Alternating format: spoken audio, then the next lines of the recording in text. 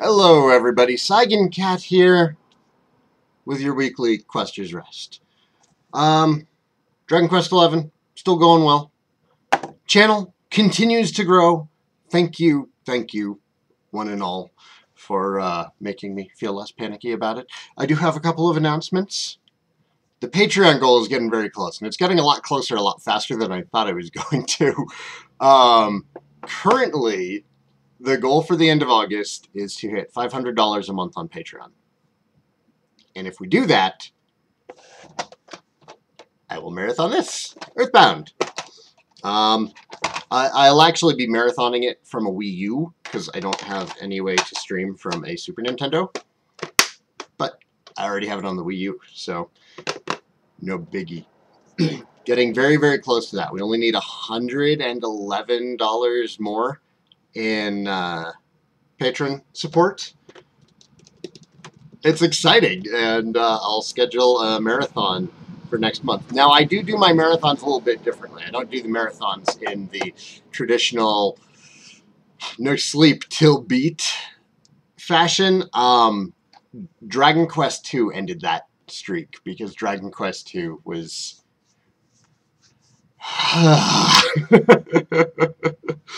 I'm not doing those anymore. However, when I do marathons, I do stream for 10 to 12 hours a day while working on them. So when that happens, you can expect a couple of days of nothing but Earthbound on my Twitch channel. So we're really close. Thank you, everybody. I'm sure that we're going to hit that now. The other thing, and I mentioned this before, I'm going to start doing monthly giveaways on my Patreon for anybody who has patroned me. Any amount works. If you've pledged $1, you are entered to win, and we're going to be starting off with, these are some Dragon Quest slime cell phone charms.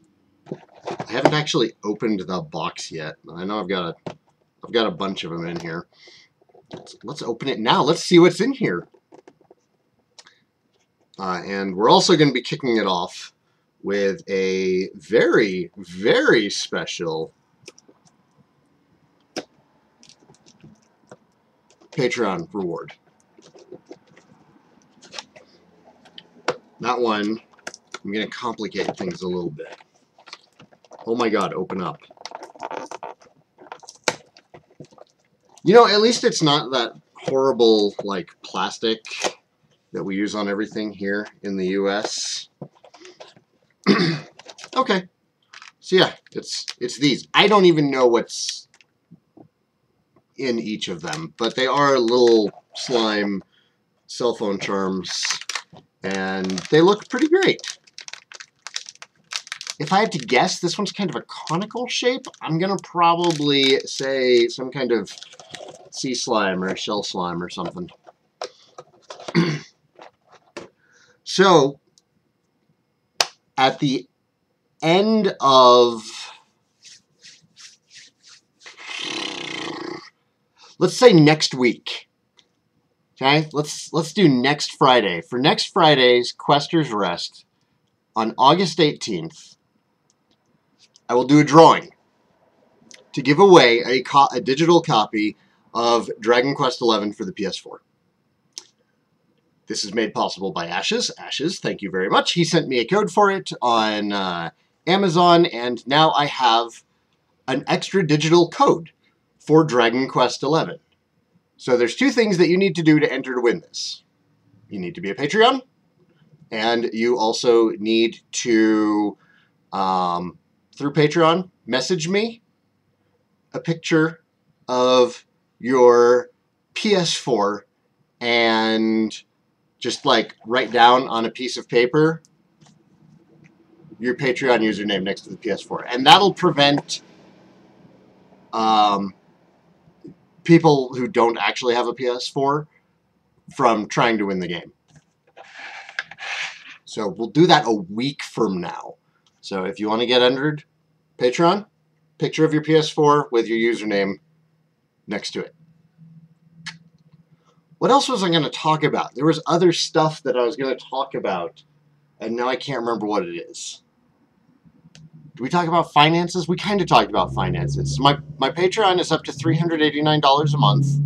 A lot of that has been due to the $15 tier, the Legendary Hero tier, where you can request an LP.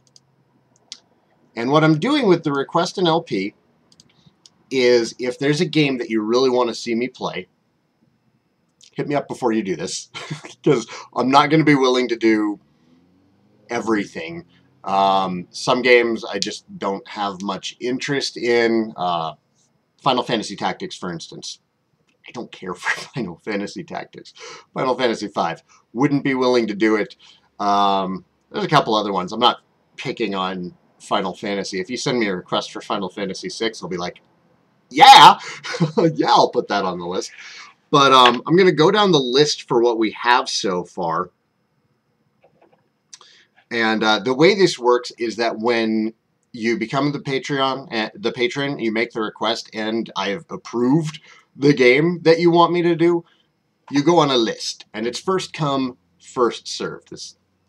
Not all of this is the list. I have notebooks everywhere because I write everything down because it helps me stay organized. However, I don't keep my notebooks organized. Anyways, Xenoblade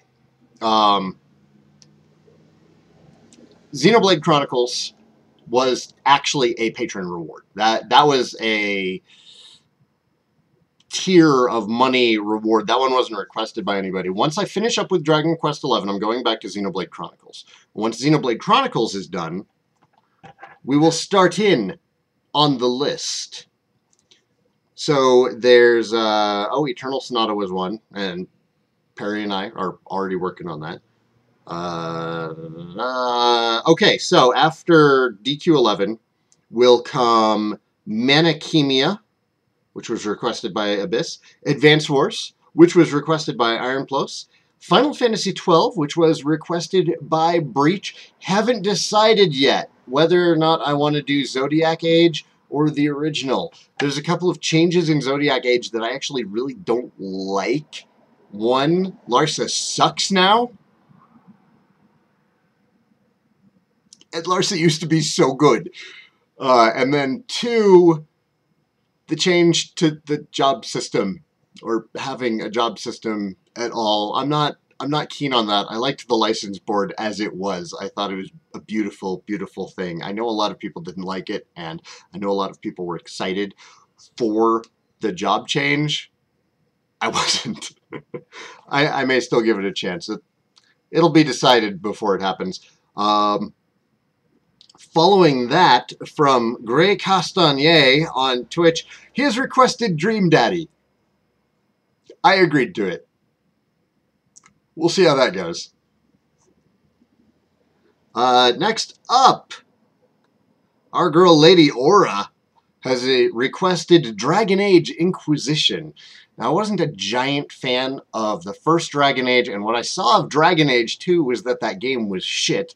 But I have been assured by multiple people that Inquisition is the best of the bunch, and it fixes basically all the problems that I had with the first one, and it murdered all the problems that were present in the second one. So I'm going to give it a fair chance, and I will be playing through Dragon Age Inquisition. Following that will be Nier Gestalt, requested by Mary. Thank you, Mary. And then we've got Crisis Core. And then Zeka. Zeka on Twitch really has a lot of games that he wanted me to play, and all of these sound fantastic. One of them I've already played before, but not for the channel. But I'll be happy to be playing all four of them. He's doing $60 a month on Patreon. And I have agreed to playing Suikoden, Suikoden 2, Shin Megami Tensei Nocturne, and Shin Megami Tensei Digital Devil Saga 2. And that's where we are right now. So if you want to get on the list, it is rapidly growing.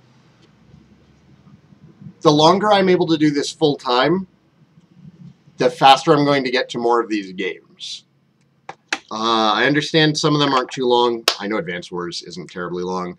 Manachemia is... I think that one on how long to beat, it was only around like 30 hours, so it shouldn't be too long. Unfortunately, right now, the 2 games that I'm working on, Xenoblade Chronicles, that's an incredibly long game, and I keep getting distracted by side quests. And DQ11, I'm nearing the 50-hour mark on that, and apparently I'm not even halfway. That is due to 2 reasons. One reason is that it takes me 3 times as long to read the text as it would if I were fluent. Now, this is a massive step up for me from where I was with Heroes 2 and Builders. I definitely feel that I have improved with my Japanese. Mary and Mel have both said that I have had very, very noticeable improvement and that I'm light years from where I was before, and I love hearing that. I got praised. Sorry, coffee. And I'm getting a lot of positive feedback on it, which is great. There's some people who are... You can't make everybody happy. And I've given up trying. So I'm just going to keep being me. And those of you who like the channel for the way that it is, I thank you. Oh, that was the other thing I was going to talk about. I get a lot of questions now about recommendations for starting learning Japanese. I'll be right back because I totally forgot I was going to do this segment and I need to go grab some stuff. So I will see you all shortly. I'm trying to close the window. It's good coffee. Actually, it's coffee flavored. Chocolate flavored coffee. Coffee flavored coffee. It is early. All right, so the hardest time keeping my baseball cap straight. You guys like my Neo Geo Pocket Color hat? SNK Pride. So, everybody learns differently. So, this 90% of this may not be the best way to go for you. The starting part, though, I'm going to demand it. If you want to learn Japanese, stop with the Romanji. You can't learn Japanese with Romanji. I used to be of the mind where it's like, okay, well, I'll learn this, and then, the rest will come easy. And the thing about learning Japanese, I've found, is that there's kind of 2 steps. And I know that the 2 steps sounds like not very many steps. And the first step is quite easy. It's the second step that gets you. So the first step, and this is absolutely 100% necessary. The way you go about learning it may vary, but the first step is required. Learn your kana. Learn your kana. You have to learn hiragana. You have to learn katakana. There's no avoiding it. You're going to have to learn kanji also, but to start off, learn the kana. And I don't mean just learn how to read it. Learn how to write it also. Now, as far as learning to read it, there's this is something that there's actually a lot of really good apps for because it's easy to make a kana learning app. It's the other stuff that's really hard. The one that I really like for initially learning the kanas, if you're not going the memorize route, because this one actually allows you to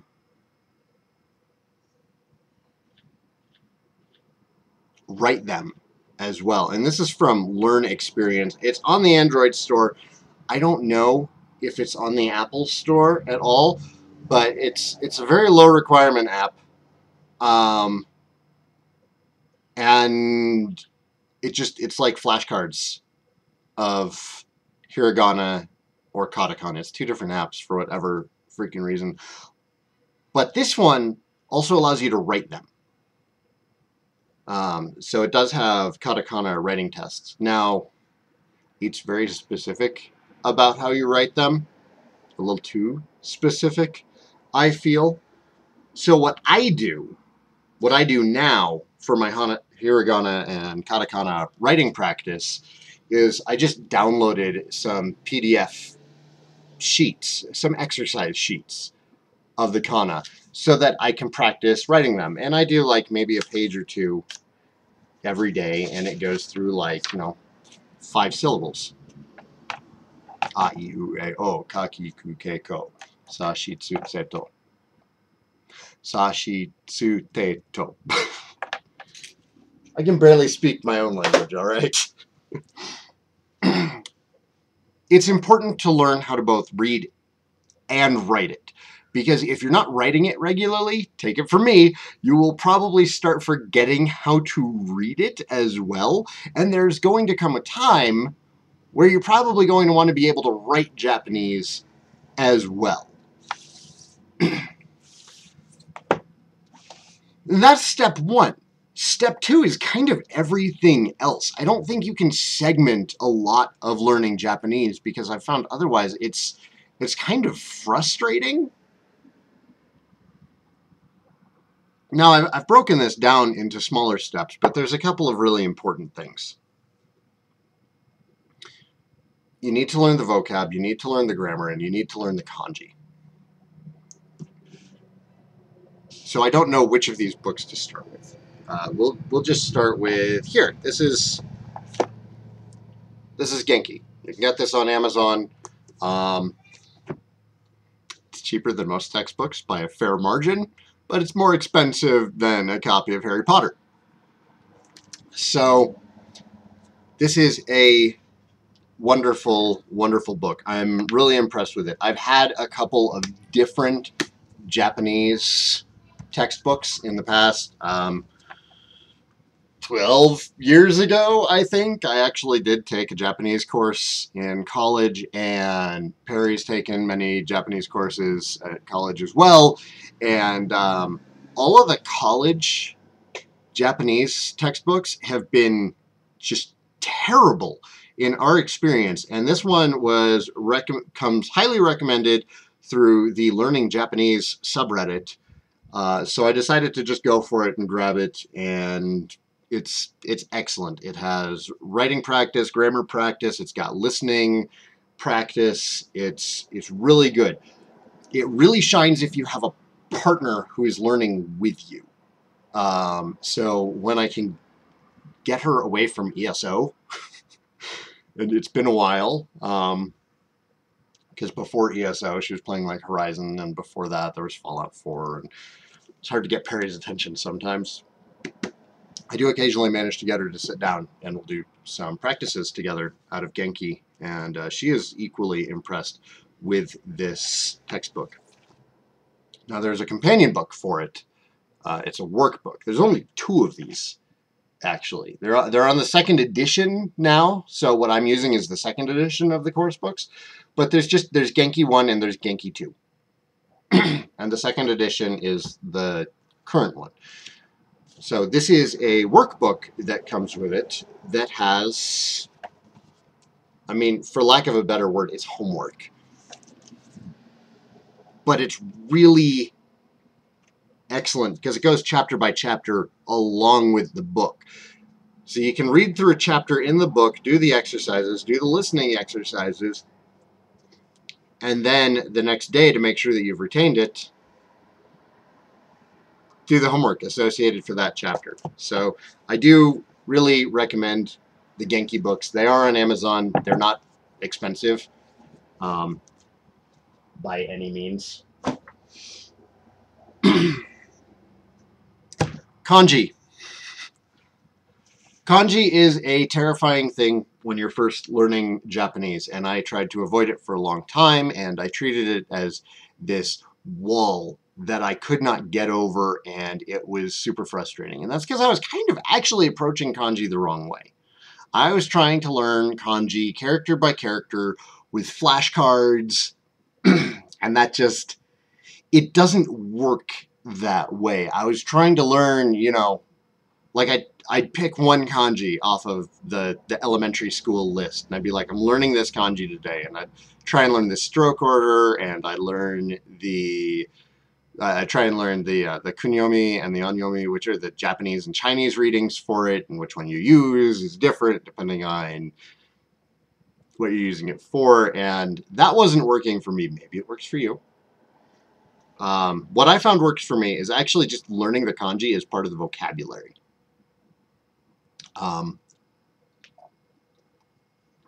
We'll get back to that. But an important part of being able to learn the kanji and recognizing it is learning to recognize the radicals that are in it. And the radicals are like little mini kanji that make up the bigger kanji. And a book that I found that was really useful for it was this one, Remembering the Kanji. Super cheap on Amazon, by the way. This is like $10 shipped when I got it. Price might have gone up, price might have gone down.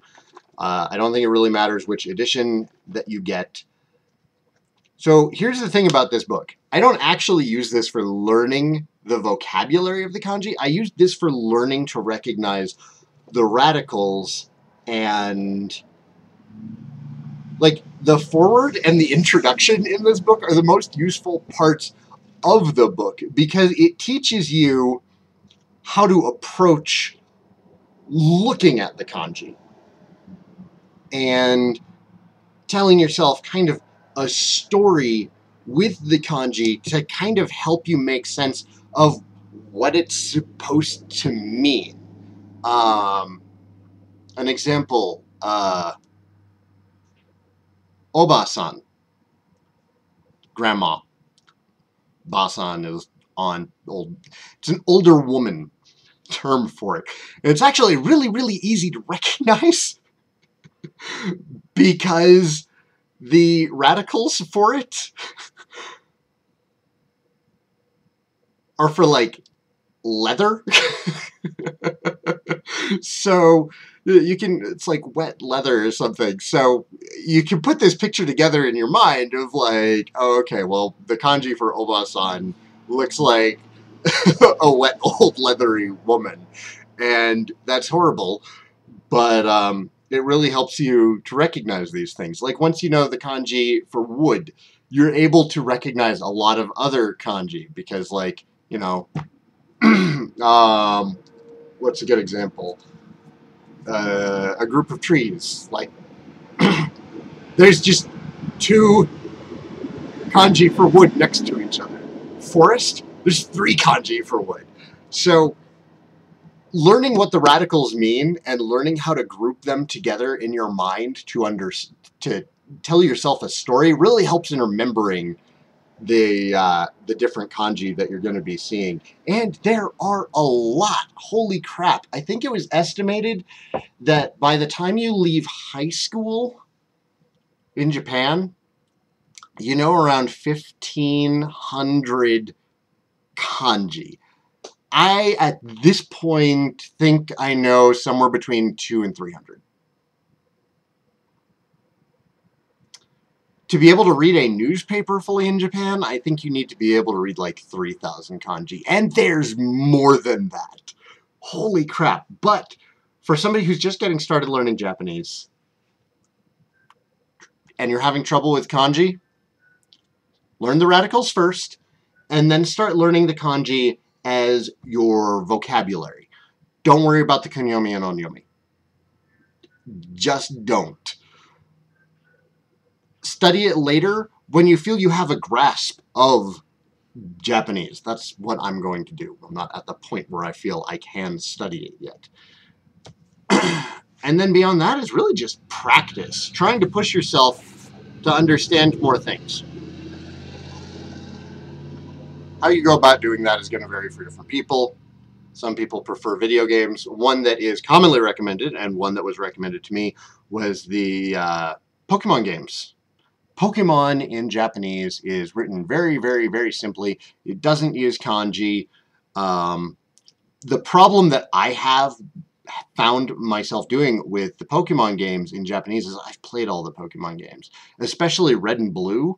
I've played Red and Blue to death since those games have come out, and I realized I wasn't reading anything. I was just habitually playing the game. There were a couple of things that like would take me a moment, but then I'd be like, oh, okay, no, that's Ember because Charmander learned it at level 10. The other way to practice is just books. I really like these ones.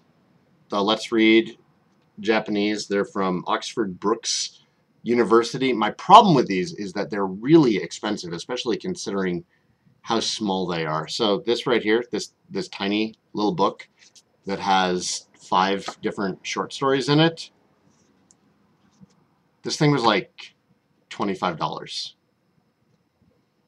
$25. But it is really nice. Like, it's my favorite one is the first one in here, and it's Saigan sharing his favorite picture books. But it's got great art in it.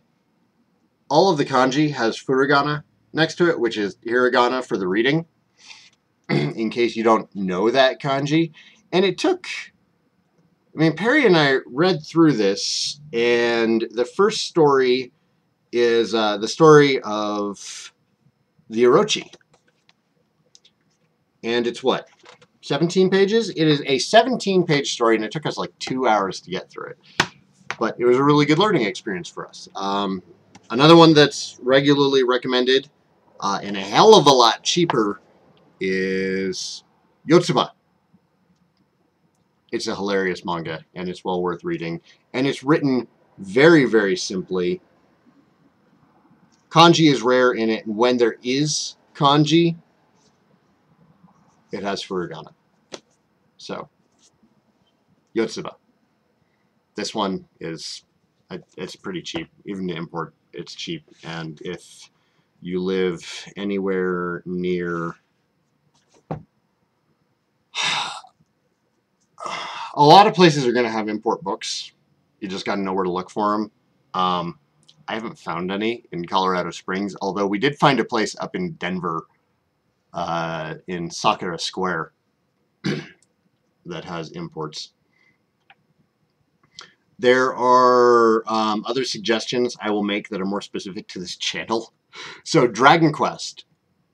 A common thing that I see, and something that I tried to do as well, I'm glad I was kind of forewarned about it, was a lot of people will be like, I'll practice my Japanese using Dragon Quest, and I'll just start from the first one, because it's a very simple game. And you're right. The problem is, don't play the Famicom version. The text on the Famicom games is pretty ugly, especially for some more complicated characters, and it can be very, very hard to figure out what that text says, especially if you're new to the language. Play the Super Famicom games instead, because they are much, much easier to read. Okay, that's all I really have time for today. I've got videos to edit, and then at 12 noon Eastern Standard U.S. time, 2 hours from now, I'll be streaming Dragon Quest XI again today. And maybe I'll stream something with Garen over the weekend. He's really gotten into Puyo Tetris, and it came out of nowhere. I used to be... So now that we're done talking about Japanese... All right, last thing before I go. I used to love Puyo. Hang on. Hang on. Hang on. All right, so... This is Puyo Puyo. It's a falling block puzzle game. It's... You've probably actually played it and didn't realize it. It's been localized a number of times without being called Puyo Puyo or Puyo Pop. This was released by Sega, I think. No, yes, Sega. THQ and Sega released this after Compile lost their license of it, or they just weren't doing anything with it. Something happened to Compile, and I don't remember what. It's a falling block puzzle game. It's super simple. It's really fun, and it has a lot of depth to it. And I used to be a Puyo addict. It's true. I'm off topic again. I was talking about the games that you've probably played that are Puyo Puyo. Dr. Robotnik's Mean Bean Machine is one. Dr. Mario has some similarities, but isn't actually a Puyo port. Kirby's Avalanche is a Puyo Puyo game. We've had them released here for years, and they've been beloved puzzle games, but they were always like, you know, remade for the Western audience, but they still follow the same rules, and that's you group, you know, 4 of the same colored blocks together, and they go pop and disappear, and any blocks above them fall down. Well, that's where the fun comes in, because you start learning how to chain them together so that when one group goes, another group falls into place, and then they go, and then another group falls into place, and then they go. The interesting thing about this is that unlike Tetris, which was initially designed as kind of a solo experience and just, you know, see how fast you can get rid of blocks, Puyo started off as a versus game. So it has a lot more rules, especially since the second game came out, Puyo Puyo 2. It's a joke. That one introduced a way where you could counter blocks that were going to come down on you. In the first game, if a block was coming your way, there wasn't really anything you could do about it. So the first game really just came down to whoever could build a killing combination faster than the other person, and then that was it. And the second game really fixed that, because even if the other person is better at building large combos than you, you can still win if you get really good at countering and setting up harassment. So the game, like, it just got incredible after the second one. And we only get like maybe 1 in 4, 1 in 5 releases of the Puyo games. It's not a major deal because the vast majority of the time, any changes that are made to the series don't stick. We tend to only get the ones that really have a major change to it, like Puyo Puyo Fever for the GameCube, and I think it also came out on the PS2. And probably the DS. We got a lot of different versions of Fever. That one introduced Fever Mode, which actually encourages countering. And that one's a lot of fun to play, and it's one of the easier Puyo games to get into, because it raises the skill floor without lowering the skill ceiling. So it makes it easier to be competitive, but those people who are still, you know, top dog at how the game is played, they're still going to win, but it won't be as a crushing defeat. And somebody who has, you know, raised to an intermediate rank of playing Puyo won't feel disheartened all the time because they feel that they've put up a good fight. Anyhow, Garen's really gotten into Puyo Tetris lately because he got a Switch, or, well, his mom got a Switch. I got him Splatoon 2 for his birthday. That was a month early birthday present. His birthday's not until the end of the month. He has fallen in love with Puyo Tetris, which is the newest Puyo Puyo game, and it's a game where you can play either Puyo Puyo or Tetris, and you can play against people regardless of which game they're playing, and it actually works really, really well. Because depending on the chain that you do over on the Puyo Puyo side depends on how many blocks come up from the bottom on the Tetris side. And, you know, depending on how many back-to-back Tetrises you get on the Tetris side determines how many Puyos start dropping on the Puyo side.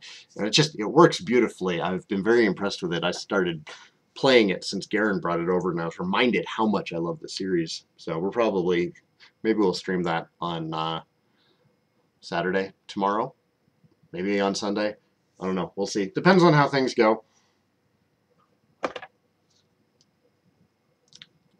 I used to have the #1 score in Guinness for the original Puyo Puyo. It's over on it was on Twin Galaxies back in the day. This is like 10 years ago. But yeah, it was fun, exciting time. Now, I will be completely forthcoming and honest about this. There were at the time way better Puyo Puyo players than me. There are definitely better Puyo Puyo players than me now because I've let my skills languish. But yeah, back in the day, it was nice to say, like, yeah, I'm world champion. because the people who are better than me haven't submitted a score. Ha! With that, take care, everybody. I'm going to go work on some videos. And then I'll see you this afternoon for some Dragon Quest XI. I'm Saigan. Thank you for joining me for another Quester's Rest. All the videos on Saigan Cat's channel are made possible by fans like you. Totally.